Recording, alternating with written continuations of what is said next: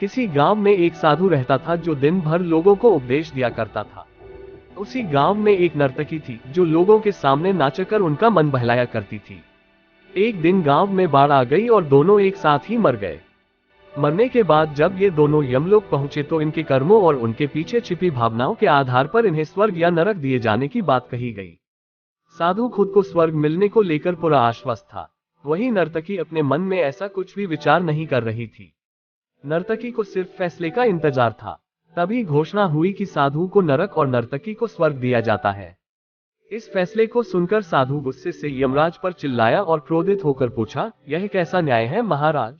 मैं जीवन भर लोगों को उपदेश देता रहा और मुझे नरक नसीब हुआ, जबकि यह स्त्री जीवन भर लोगों को रिझाने के लिए नाचती रही और इसे स्वर्ग दिया जा रहा है।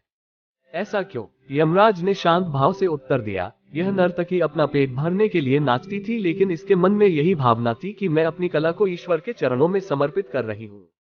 जबकि तुम उपदेश देते हुए भी यह सोचते थे कि काश तुम्हें भी नर्तकी का नाच देखने को मिल जाता। हे साधु, लगता है तुम इस ईश्वर के इस महत्वपूर्ण संदेश को भूल गए कि इंसान के कर्म से अधिक कर्म करने के पीछे की भावनाएं मायने रखती है।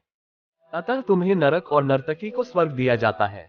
मित्रों, हम कोई भी काम करें, उसे करने के पीछे की नीयत साफ होनी चाहिए, अन्यथा दिखने में भले लगने वाले काम भी हमें पुण्य की जगह पाप का ही भागी बना देंगे।